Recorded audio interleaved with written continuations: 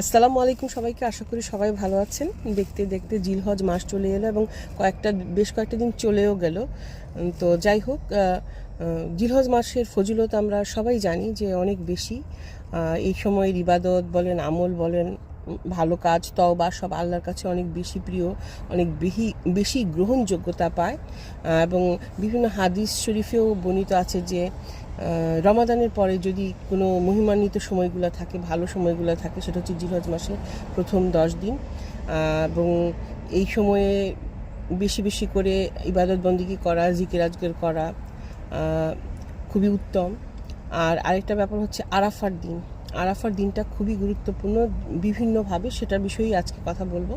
যে আরাফার দিন প্লাস জিলহজ মাসের এই যে সময়গুলো অনেকে রোজা রাখেন, বিশেষত আরাফার দিনের রোজাটা নাকি আপনার পূর্ববর্তী বছর এবং আগামী বছরের গুনার কাফফারা হিসেবে ধরা হবে। এবং এটা খুবই গুরুত্বপূর্ণ একটা দিন, কারণ বিদায় হজের ভাষণে আমাদের নবী করিম সাল্লাল্লাহু আলাইহি সাল্লাম বলেছিলেন যে এই দিনই ঘোষণা দিয়েছিলেন ইসলাম একটি পরিপূর্ণ ধর্ম হিসেবে, এবং কুরআন ও হাদিস সম্পর্কে তিনি বলেছিলেন যে তিনি এমন কিছু রেখে যাচ্ছেন যেটা মানুষকে, যারা ইসলাম ধর্মে আছেন বা তাদের পথ প্রদর্শক হিসেবে সেটা পরিচালিত করবে।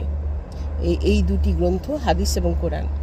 এবং এই যে 10 দিন, এই 10 দিনের আরেকটা ব্যাপার হচ্ছে বিভিন্ন হাদিস শরীফেও বর্ণিত আছে যে এই সময় এই যে ইসলামের 5টি স্তম্ভ যে বেশি ব্যবহৃত হয়, কারণ এই হজের সময় মানুষ হজ পালন করে, যারা নাও পালন করতে পারে তারাও নানা জিকির আজগর ইবাদতে মগ্ন থাকে, বেশি করে দান খয়রাত করে। তো এই সময়টা হচ্ছে একটা ইসলামিক একটা ঐক্যের সময়, সকল মানুষের একটা মিলিত হওয়ার সময়। এবং এই সময়টা আমাদের যে 5 পিলার আছে, মানে মিলিত হওয়ার সবচেয়ে উত্তম সময়।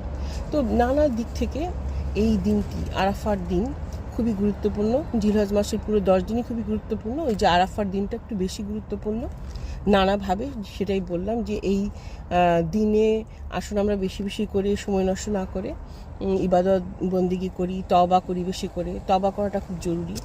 তবে হ্যাঁ, এটাও সত্যি কথা যে বেসিক যে ইবাদতটা আছে, যেটা আমাদের উপর ফরজ করা হচ্ছে, সেটা আগে পারফেক্ট করি, তারপরে অন্যান্য ইবাদতগুলো আমরা প্র্যাকটিস করি।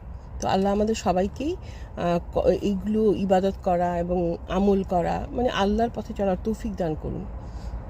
তো সবাই আমার জন্য দোয়া করবেন, আমিও আপনাদের সবার জন্য দোয়া করব। এই দিনে বেশি বেশি করে একে অপরের জন্য আসুন দোয়া করি। আল্লাহ হাফেজ, সবাইকে ভালো থাকবেন।